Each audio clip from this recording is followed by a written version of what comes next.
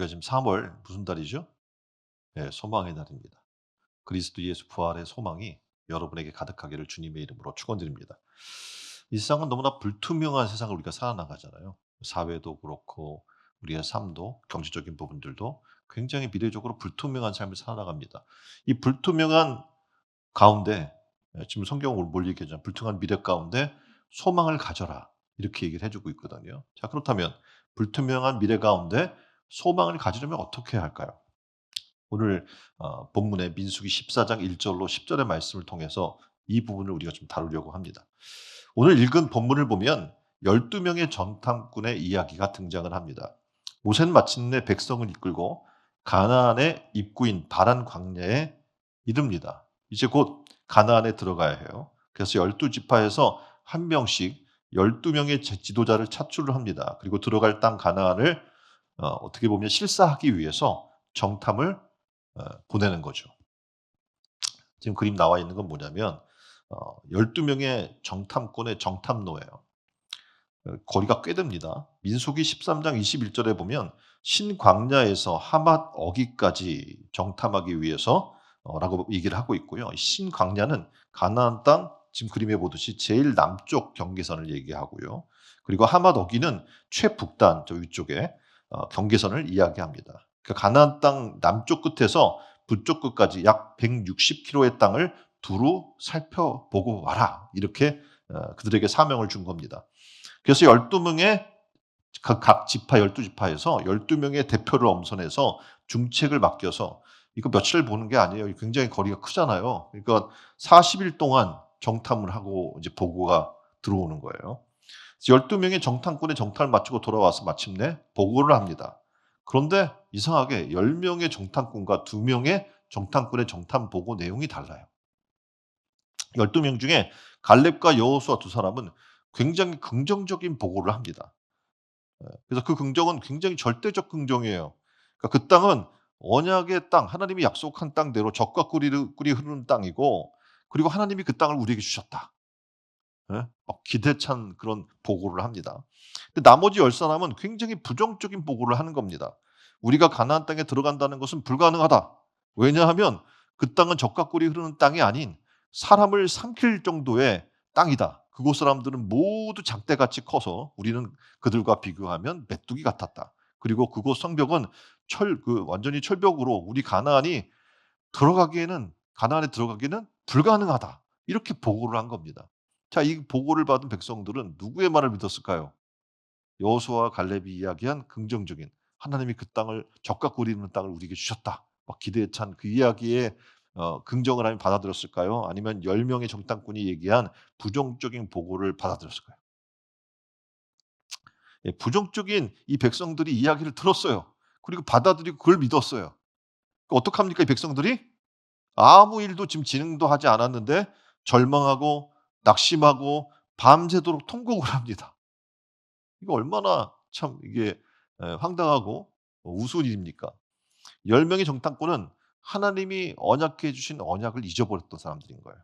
그래서 그 언약은 신앙의 근거예요. 우리가 신앙생활을 해 나가는 가장 근거가 기초가 뭐냐면 하나님이 우리에게 약속해 주신 말씀이거든요. 근데 그 약속의 말씀을 이 10 명의 정탐꾼은 잊어버린 거죠. 그리고 하나님이 약속해 그 땅을 주시겠다고 약속한 것도 믿지 못했던 겁니다. 신앙인은 이 성경에 나오는 하나님의 언약, 약속, 계시, 섭리 이 말씀을 믿는 사람들입니다. 신앙인에게 이 약속, 계시 말씀을 잊으면 아무것도 남는 게 없어요. 천국이 있습니까? 없는 거예요. 약속을 안 믿는데. 그렇죠? 이 땅이 전부인 거죠. 예. 그래서 우리가 흔히 세상 사람들이 이야기하는 것처럼 예, "개똥밭에 굴러도 이 지금 이 땅이 난 거야." 예. 왜냐하면 하나님의 약속된 내일과 미래를 믿지 못하기 때문에 그렇습니다. 자, 그러면 우리가 이 불투명한 미래 가운데 소망을 가지려면 어떻게 해야 될까요? 첫 번째 어떻게 알아요? 첫 번째 불투명한 현실을 보면 안 되는 겁니다. 왜냐하면 불투명한 현실을 쳐다보게 되면 그 불투명한 현실이 더 부각돼 보여요. 가나안 땅에 가서 본 것은 그곳의 땅이 거칠다고 본 겁니다. 분명히 한쪽은 적과 꿀이 흐른다고 얘기했는데 한쪽은 거칠은 땅이라고 얘기를 하고 있어요. 그리고 사람들은 모두 장대같이 커서 우리는 그들과 비교하면 메뚜기 같다. 그렇게 표현을 합니다. 그리고 그 성이 견고하다라는 것만 보이는 겁니다. 그런데 그들이 처음에 올 때는 어떻게 했냐면 엄청난 포도송이를 메고 왔거든요. 예? 그리고 어떻게 보면 그 땅이 장대하고 적각골이 흐르고 너무 좋은 땅이라는 걸 인정한 건 아닙니까? 그런데 거기 사는 사람이 거대해. 그래서 우리는 못 들어가.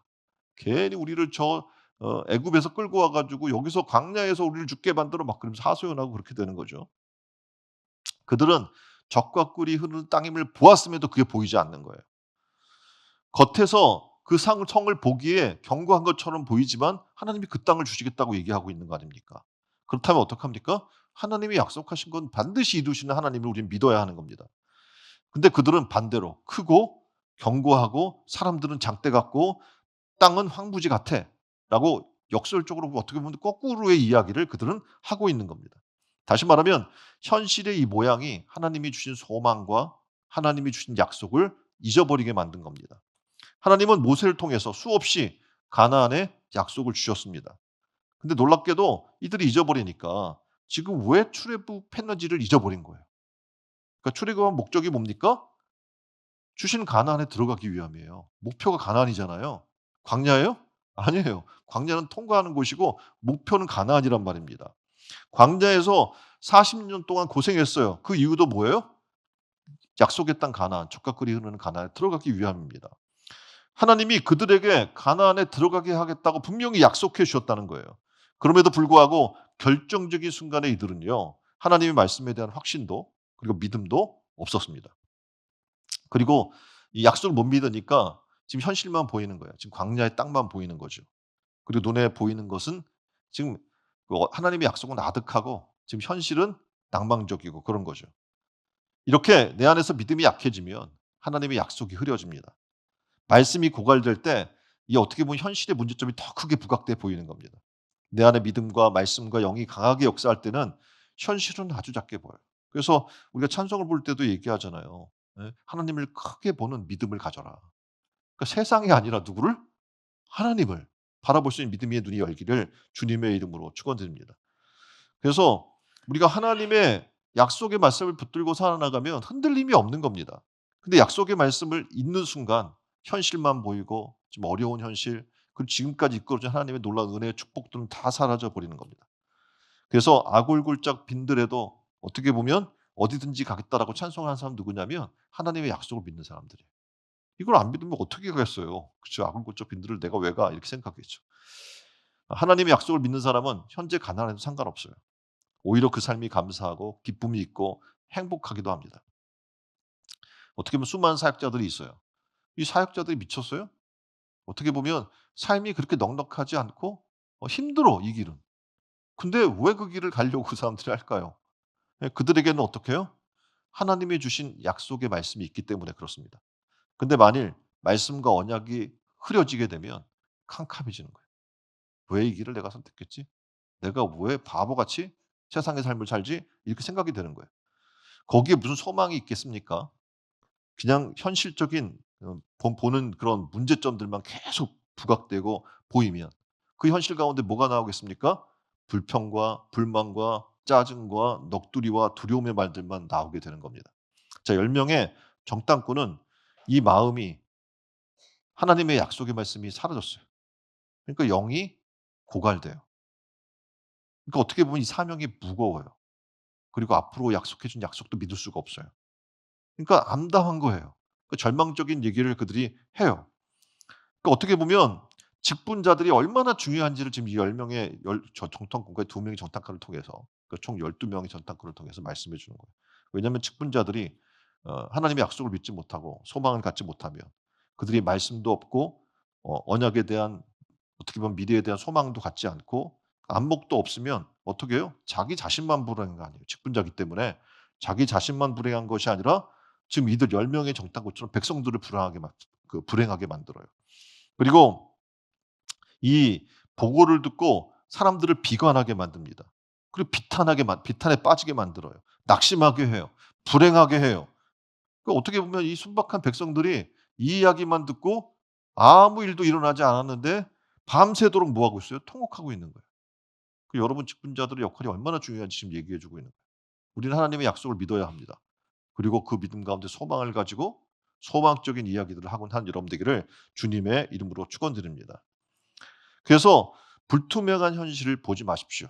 하나님의 확실한 약속의 미래를 볼 수 있는 눈들이 열리시기를 주님의 이름으로 축원드립니다. 자, 두 번째, 불투명한 미래 가운데 소망을 가지려면 어떻게 해야 돼요? 신앙의 안목을 가져야 되는 줄 믿습니다. 미래는 소망 있는 사람에게 보여요. 그래서 믿음은 바라는 것들의 실상, 보지 못하는 것들의 증거다. 이렇게 얘기하는 겁니다. 그래서 신앙적 안목이 없으면 이 신앙의 내일을 볼 수가 없습니다. 그리고 장차 하나님이 약속한 땅도 볼 수도 없고요. 그냥 오직 있다면 현재만 보이는 거죠. 먹고 살 문제, 그리고 현재 내게 주어져 있는 어떤 이득, 유익만 바라볼 수밖에 없는 거예요. 그런데 우리 신앙인에게는 신앙의 안목이 있습니다. 어떤 안목? 천국을 바라봐요. 왜냐하면 그건 약속이기 때문에. 그리고 하나님의 약속의 땅이 지금 이들에게 보이듯 보이는 겁니다. 지금 광야지만 내가 서 있는 곳은 광야지만 하나님이 약속해 주신 적과 꿀이 흐르는 가나안이 보이기 시작하는 거죠. 그리고 어떡합니까? 내가 하나님 말씀 가운데 살아나가지 않고 하나님의 약속을 내가 이행하지 않으면 장차 있을 심판이 보이는 거예요. 그래서 우리는 바로 서야 되는 거예요. 그냥 내가 순종하고 하나님 말씀대로 나아가면 장차 있을 상급도 보여요. 무엇을 선택하겠습니까? 장차 있을 상급을 바라보며 나가겠죠. 그래서 주가 계신 것과 하나님이 계신 것과 그를 찾는 자들에게 상 주시는 이심을 믿게 되는 줄 믿습니다. 그래서 디모데후서 4장 8절에 사도 바울은 하나님의 약속을 보잖아요. 그 신앙의 안목 있잖아요. 그러니까 이렇게 얘기하는 거예요. 이제 후로는 나를 위하여 면류관이 예비되었으므로 주 곧 의로우신 재판장이 그날에 내게 주실 것이며 아멘. 지금 바울의 현실은 너무 어려워요. 예? 지금 잡혀가고 아시죠? 잡혀가고 로마로 끌려가고 그를 감옥에 넣기도 하고 사형 언도가 내려서 이제 죽음을 앞두게 되고 해요. 근데 그가 얘기해요. 뭐라고 얘기하냐면 "이제 후로는 나를 위해 면류관이 예비되었고 주고 들어오신 재판장이 그날에 내게 주실 것이다." 신앙의 안목이 있는 사람은 흔들리지 않는 거예요. 어떤 어려움과 고난과 어떤 환경이 좋지 않다고 할지라도 볼 수 있는 상급을 볼 수 있는 하나님이 내게 주실 것을 약속을 믿을 수 있는 그 은혜가 있는 줄 믿습니다. 바울은 이렇게 장차 주어질 상을 본 것입니다. 오늘 우리에게도 이 눈이 열리게 신앙의 안목이 있기를 주님의 이름으로 축원드립니다. 그림은 어떤 그림이냐면 주세페 데 리베라라고 하는 사람의 양을 치는 야곱이라는 작품입니다. 아마 여러분 많이 보셨을 거예요, 이 그림. 그죠? 많이 보셨죠? 예. 이 내용은 뭐냐면 야곱이 20년 종살이를 하게 됩니다, 야곱이. 예. 근데 참고 인내하고 기다렸어요. 20년 동안. 예. 자기 어떻게 보면 아내를 주겠다고 했는데 거짓말하고 삼촌 라반이. 그래서 또 그걸 위해서 일하고. 그래서 20년 거기 묶여 있었어요. 얼마나 억울하고 힘들었겠어요. 근데 이 20 년을 인내하며 야곱이 버텼다는 거예요.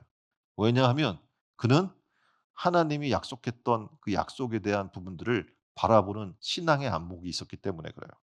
자, 또 그림을 보면 이 그림은 어떤 그림이냐면 그가 어 이거 지금 사닥다리 예 그쵸.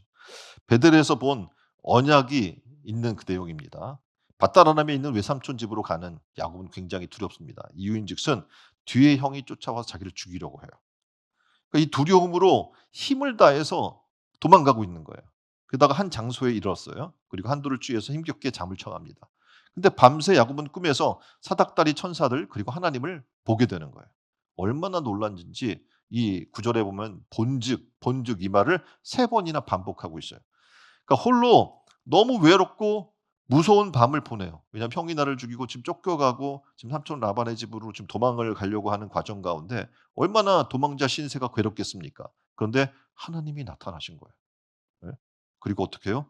어딘지 모르는 그 장소에서 밤을 보내는 동안에 도망치듯 달려와 온몸이 지치고 힘든 가운데 그 누구도 자기 옆에 있어 주지 않는 그 순간 가운데 하나님이 그와 함께 계시고 그를 만나 주신 겁니다. 그러니까 신앙의 안목이 열리니까 이 안목으로 어떻게 해요? 20 년간 삼촌 라반에서 개고생을 해도 예 그걸 인내하면서 결국 하나님의 약속에 놀라운 은혜들을 받아들이게 되는 겁니다. 오늘 본문의 10 명의 정탐꾼은 내일 그리고 언약, 말씀, 하나님의 약속을 잊어버렸어요. 그래서 그들은 신앙의 안목을 갖지 못한 거죠.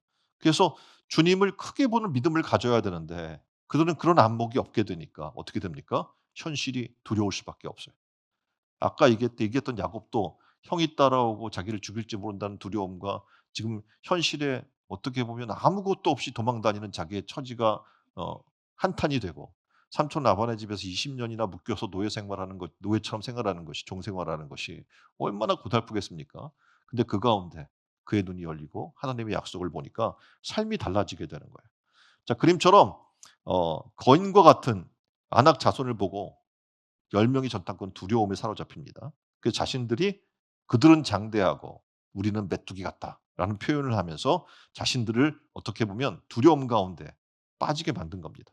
이 두려움은 자신들을 메뚜기로 그리고 적들을 이길 수 없는 거인들로 보게 만든 겁니다. 신앙의 안목이 없으면요 담대함이 없어요. 신앙생활할 때 보면 우리가 믿음으로 나가는 거예요. 근데 신앙의 안목이 떨어지잖아요. 그러면 담대한 신앙을 가질 수가 없어요. 그냥 두려워요. 그러니까 조심하고 뭔가를 적극적이지 못하고 하나님 말씀대로 내가 아멘하고 순종해 나가지도 못하는 그런 약한 신앙인이 되는 겁니다. 자, 오늘 이 땅의 삶을 살아나가는 우리는 하나님이 파송한 그 지금 12 명의 정탐꾼과 같습니다. 자, 그렇다면 이 정탐의 가장 큰 이유는 뭡니까? 이 정탐하게 되면 그곳에 약점이 뭔지를 찾아오는 거예요. 그쵸? 그리고 허술한 점이 뭔지 그리고 강한 것에도 약점이 있으니까 그들이 크더라도 분명히 "그들에겐 약점이 있어."라고 하고 그것을 가지고 와야 되는 거예요. 근데 이 10 명의 정탐꾼은 가서 상대방의 강함만 보고 오는 거예요. 예, 거인인 것과 성에 크고 견고한 것과 이런 것만 보이는 거죠. 이건 정탐이 아니에요. 그러니까 신앙의 안목이 없으면 어떻게 보면 우리가 해야 할 지금 전쟁 중이잖아요, 영적인. 그러면 이 전쟁에서 승리할 수 있는 뭔가를 얻어와야 되고 내가 그걸 가지고 담대하게 싸울 수 있는 마음이 생겨야 되는데 그렇지 못한 거죠. 다윗과 골리앗의 싸움도 마찬가지입니다.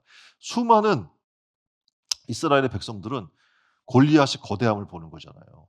근데 다윗은 그걸 안 봐요. 그리고 뭐래요? 만군의 여호와 하나님이 계시다는 거예요. 전쟁에 능한. 예, 그리고 "저건 뭐 몸뚱아리만 커다라지." 하고 어떡해요? 물맷돌 가지고 훅 던져서 쓰러뜨려요. 도대체 그 일이 어떻게 가능할 건가? 간단히 말씀드렸던 것처럼 신앙의 안목이 있으면 가능해지는 겁니다. 그러면 어떻게 됩니까? 지금 없는 사람은 담대함을 잃고 두려움 가지고 지금 10 명의 정탐꾼 돌아와서 사람들도 다 절망시켰지만 그런데 믿음의 사람은 어떻게 해요? 꿈과 미래에 대한 하나님의 약속과 이 말씀을 가지고 어떡합니까? 하나님의 약속을 붙들고 그것을 선포하는 '그들은 우리의 밥이다.'라고 선포하는 놀라운 일들이 일어나게 되는 겁니다. 저는 바라기는 신촌 의료원교회 모든 성도님들이 이런 신앙의 안목을 갖기를 주님의 이름으로 축원드립니다. 그래서 이 안에 여러분 각자 누구나 우리는 이 땅에 살면서 외로울 수밖에 없어요. 그쵸? 결혼해도 외로운 사람들이 많다고 얘기하잖아요, 요즘 시대가. 이러한 시대 가운데 하나님이 우리와 함께 계시다는 신앙의 안목으로 소망을 갖고 앞으로 달려나간 여러분 되기를 주님의 이름으로 축원드립니다. 자, 세 번째 불투명한 미래 가운데 소망을 가지려면 참 말하세요. 네. 어떻게 한다고요? 말씀을 믿는 믿음 안에 있어야 되는 줄 믿습니다. 그러니까 믿음이 결여되잖아요. 우리 신앙의 삶은 아무것도 안 돼요. 왜냐하면 이 믿음이 없는 순간 아까도 얘기했잖아요. 부정적인 생각이 스물스물 올라오기 시작을 하거든요. 말씀에 대한 믿음은 영적 생각을 우리에게 부어 넣어 줘요. 이것은 소망을 주고 가능성을 보게 하고 그리고 긍정적인 삶의 길을 열어주는 것을 보게 됩니다. 그래서 말씀을 의지해 살고 하나님의 영을 의존해 살면 환경, 처지 상관없어요. 하나님이 우리와 함께 하신다는 것을 믿기 때문에 그렇습니다. 그래서 말씀 믿는 삶에서 떠나면 아까 우리가 계속해서 반복해서 얘기했듯이 현실만 강하게 대두가 되고 두려움이 엄습해 오고 불평과 부정한 생각에 사로잡혀 살게 되지만 지금 10 명의 전탁꾼이 그랬잖아요. 그런데 어떻게 보면 믿음의 이 눈을 떠서 정말 말씀에 대한 믿음을 갖게 되면 완전히 달라지게 되는 거예요. 지금 오늘 본문의 내용을 보면 부정적 보고를 한 10 명이 누구인지를 성경은 보면 밝혀줍니다. 특히 민수기 13장 4 절로 16 절에 보면 이 사람들이 누구인지를 구체적으로 얘기해요. 지금 도표가 있는데 이거는 어 어떻게 보면 12 지파를 얘기해 주고 있고요. 그리고 군대장 지휘관과 정탐꾼의 대표를 누구를 보냈는지 목록이 딱 나오고요. 말씀드린 민수기 13장 4 절로 16 절에 보면 이렇게 얘기해요. 그들의 이름은 이러하니 르우벤의 지파의 삭굴의 아들 삼무요. 이렇게 시므온의 지파의 홀의 아들 사바시오. 구체적으로 이름을 언급해. 이유가 뭘까요? 이것을 기록해 놓은 이유는 출애굽 목적지인 가나안을 앞두고 그 역사의 길을 가로막았던 장본인들을 역사적으로 심판하기 위한 겁니다. 그 성경은 그걸 다 얘기하고 있는 거예요. 하나님의 나라에 가면 여러분이 지금 이 땅에 살고 있는 모든 것들이 어떻게 살았는지 기록이 되어 있을까요? 안 되어 있을까요? 예? 해서 뭐 신앙의 무게를 가지고 해? 그렇지 않아요. 하나님의 신앙의 삶이라는 것은 오늘 내가 죽고 주를 위해 사는 거예요. 그게 신앙이지 내가 10개 중에 몇 개는 잘했고 이런 개념이 아니란 말입니다. 자, 놀랍게도 역사적 사명을 띠고 정탐을 하고 돌아와서 이렇게 악평을 하고 사람들을 불안케 하고 이렇게 했던 것들은 성경에 기록이 되면서 그들의 명단이 기록이 되면서 이건 굉장히 수치스러운 불명예로 그들에게 남는 겁니다. 그들이 그런 보고를 10 명의 사람들이 함으로 말미암아 말씀드렸잖아요. 온 백성이 어떤 영향을 받았는지. 그들이 밤새도록 이게 통곡할 일입니까? 아니잖아요. 아무 일도 없잖아요 지금. 그럼 결과적으로 다시 한번 분석을 하거나 해석해 나가야 되는데 결과적으로는 통곡하고 그걸 실패해서 어떻게 다시 들어가지 못하는 그런 일들이 벌어지는 것을 보게 됩니다. 12 명의 전탄꾼을 보낼 때 모세도 그래요. 예. 다시 무장시켜야 돼 생각을. 하나님은 우리에게 적과 꿀이 흐르는 땅을 주실 거야. 우리가 어떻게 그 땅을 들어갈 수 있는지 정탐해 와. 이렇게 다시 한번 약속을 상기시켜야 될 텐데 이들이 가면서 약속은 잊어버리고 현실만 바라보고 돌아오게 된 그런 일들을 우리는 깨달아야 돼요. 오늘도 우리가 그럴 수 있기 때문에 그렇습니다. 오늘도 우리가 살아가다가 부정적 생각에 사로잡히거나 내 마음에 원망이 솟아나오거나 특히 웬일인지 짜증이 많이 난다든가 누군가 괜히 보기 싫어진다든지 미래가 암담하다거나 신앙생활에 회의가 찾아온다거나 그렇다면 우리의 신앙을 한번 살펴볼 필요가 있다는 사실입니다. 분명히 그 안에 지금 나의 신앙의 삶에 말씀이 결여되어 있는 거예요. 그리고 어떻게 영이 고갈되어 있어요? 그리고 말씀에 대한 믿음이 떨어졌으니까 어떻게 합니까? 하나님에 대한 신앙도 다 떨어지게 되어 있는 거죠. 저는 항종 직분자들뿐 아니라 직분을 맡고 있는 모든 분들에게 간청합니다. 말씀을 회복시키십시오. 성경에서 괜히 얘기하는 거 아니에요. 주야로 말씀을 묵상하라.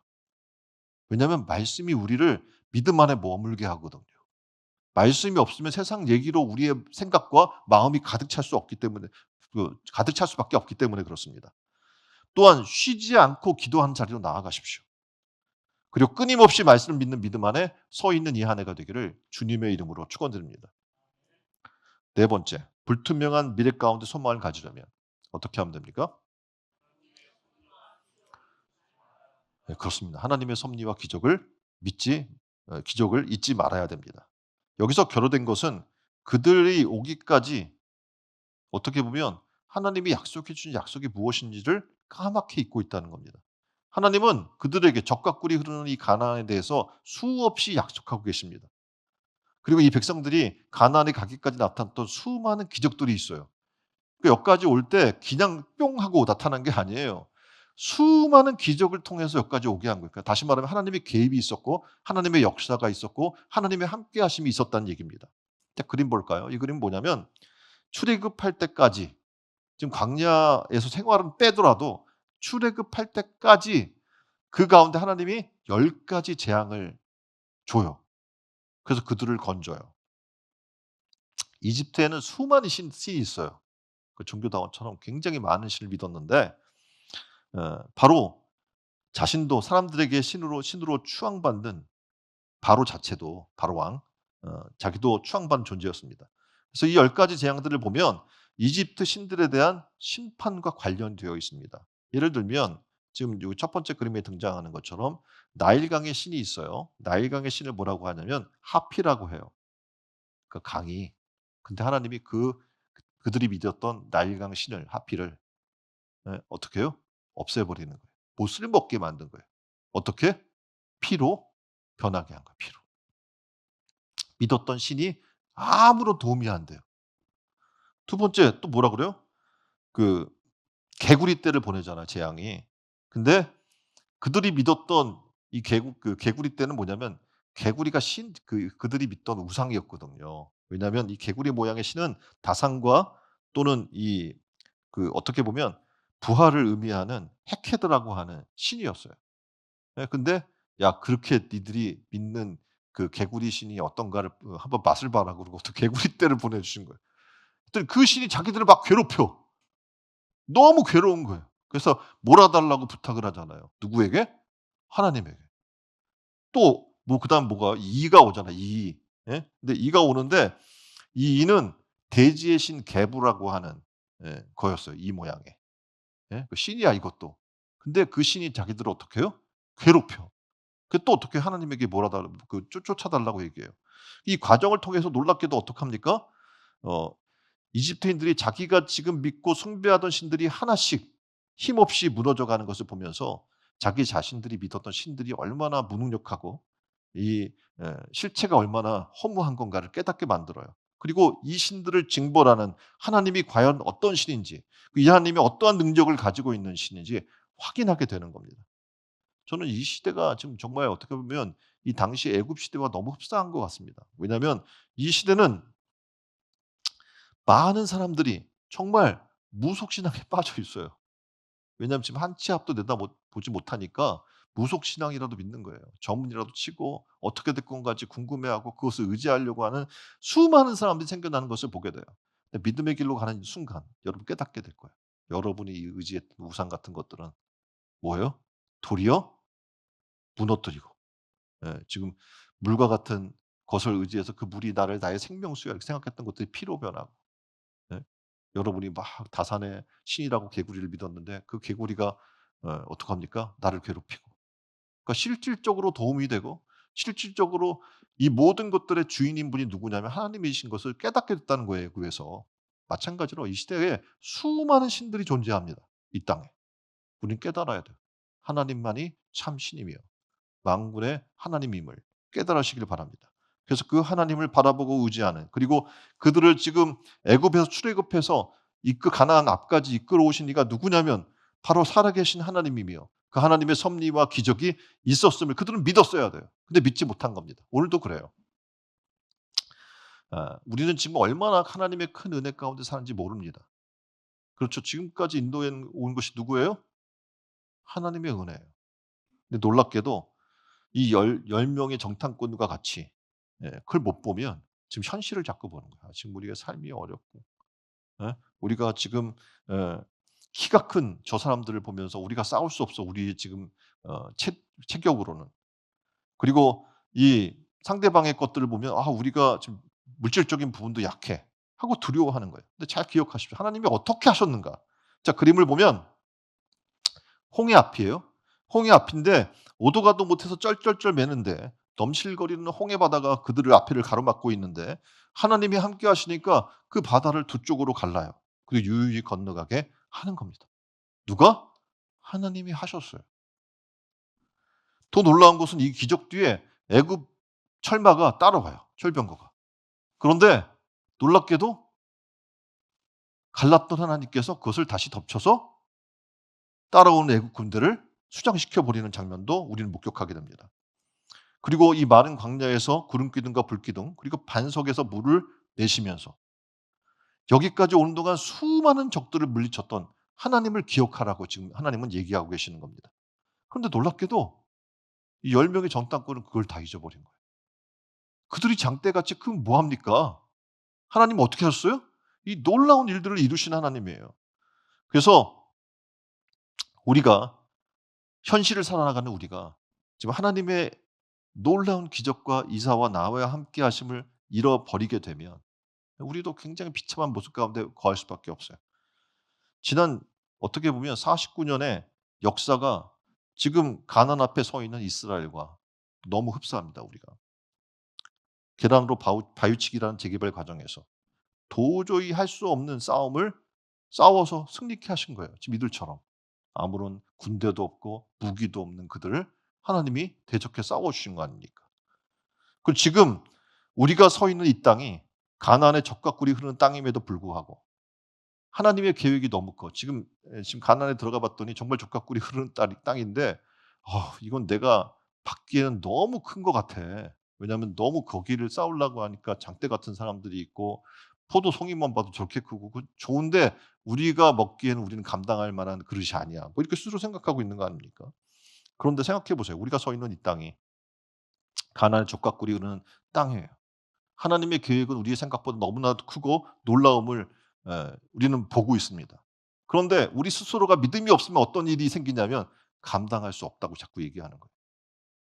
지금껏 여러분이 감당했습니까? 하나님이 하신 거거든요. 우리에게 믿고 순종하고 그 약속을 붙들고 나아가라고만 말씀하고 있는 겁니다.